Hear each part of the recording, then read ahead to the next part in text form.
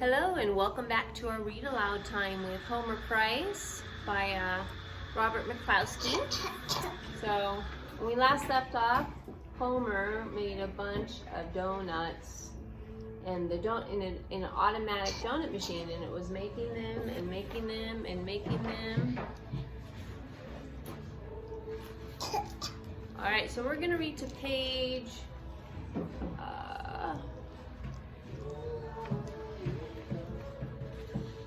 let's see what page is that? Oh, it doesn't have a page number. 68 today. All right. By the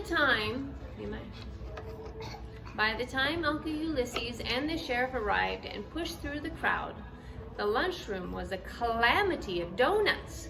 Donuts in the window, donuts piled high on the shelves, donuts stacked on plates, donuts lined up 12 deep all along the counter, and donuts still rolling down the little chute just as regular as a clock can tick. "Hello, Sheriff. Hello, Uncle Ulysses. We're having a little trouble here," said Homer. "Well, I'll be dumped," said Uncle Ulysses. "Darned if you won't be when Aggie gets home," said the sheriff.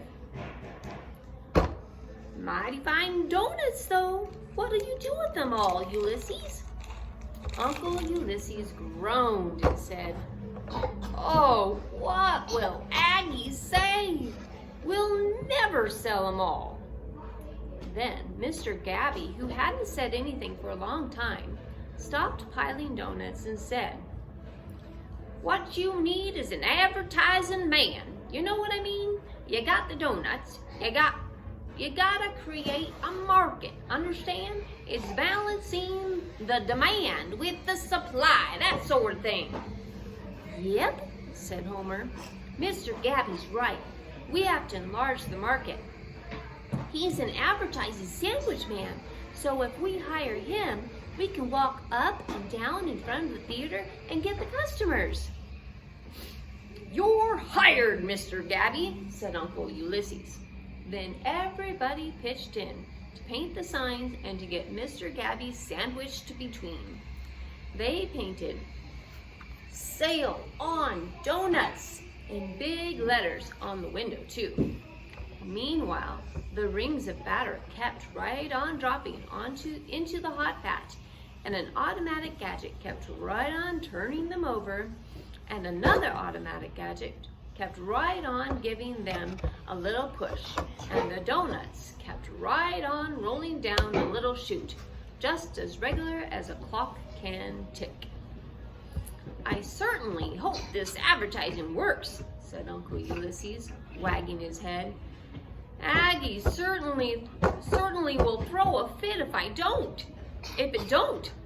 The sheriff went outside to keep order, because there was quite a crowd by now, all looking at the donuts and guessing how many thousand there were, and watching new ones roll down the little chute, just as regular as a clock can tick.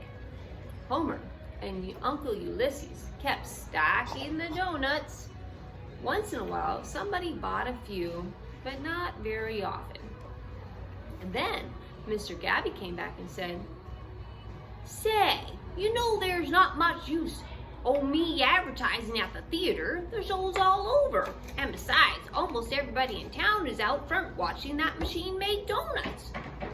"Zeus," said Uncle Ulysses, "we must get rid of these donuts before Aggie gets here." "Looks like you'll have to hire a truck to haul them away, said the sheriff, who had just come in. Just then there was a noise and a shoving out front, and the lady from the shiny black car and her chauffeur came pushing through the crowd and into the lunchroom. So here they are. Can you see them?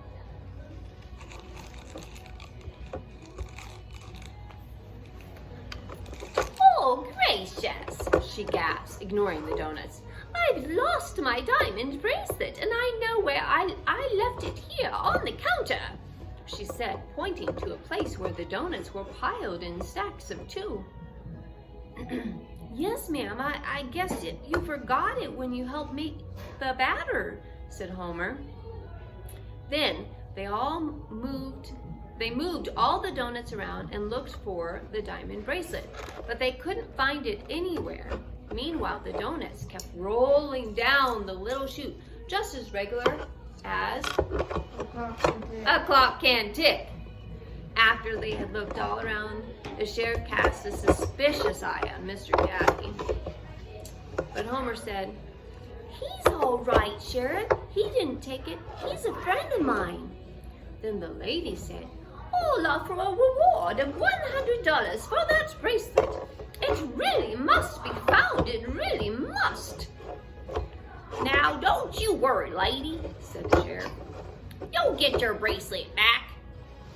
"Zeus, this is terrible," said Uncle Ulysses. "First of all, these donuts, and then on top of all that, a lost diamond bracelet?"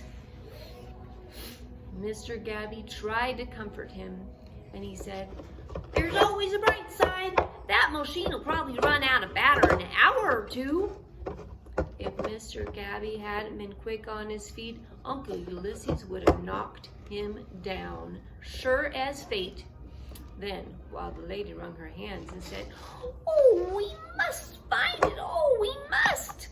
And Uncle Ulysses was moaning about what Aunt Agnes would say, and the sheriff was eyeing Mr. Gabby, Homer sat down and thought hard. Before 20 more donuts could roll down the little chute, he shouted, "Say, I know where the bracelet is. It was lying here on the counter and got mixed up in the batter by mistake. The bracelet is cooked inside one of these donuts." "Why, I really believe you're right," said the lady through her tears. "Isn't that amazing, simply amazing?" "I'll be darned," said the sheriff. "Oh," moaned Uncle Ulysses, "now we have to break up all these donuts to find it. Oh, think of the pieces. Think of the crumbs. Think of what Aggie will say." "Nope," said Homer. "We won't have to break them up. I got a plan." So Homer and the advertising man took some cardboard and some paint and printed another sign.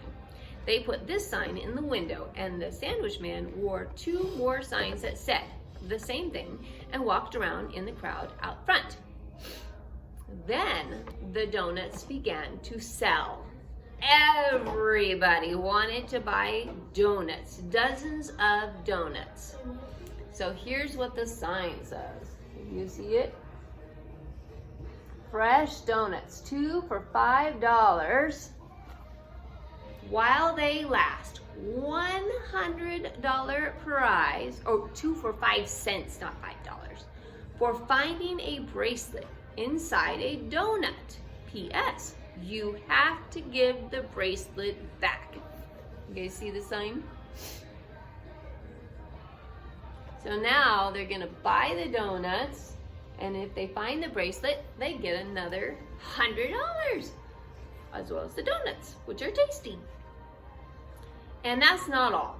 Everybody bought coffee to dunk the donuts into. Those that didn't buy coffee bought milk or soda. It kept Homer and the lady, and the chauffeur and Uncle Ulysses and the sheriff busy waiting on the people who wanted to buy donuts.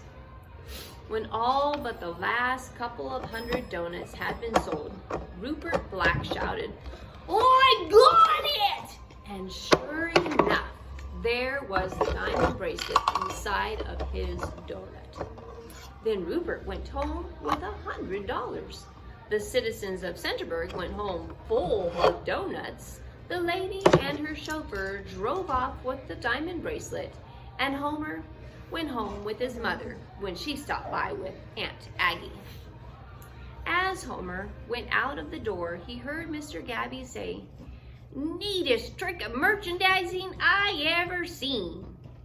And Aunt Aggie was looking skeptical. while Uncle Ulysses was saying, "The rings of batter kept right on dropping into the hot vat, and the automatic gadget kept right on turning them over, and the other automatic gadget kept right on giving them a little push, and the donuts kept right on rolling down the little chute just as regular as a clock can tick. They just kept right on a-comin' and a-comin' and a-comin' and a-comin'." And there's the last picture of that chapter. And that's all for today. Join us next time. Make sure to subscribe, okay?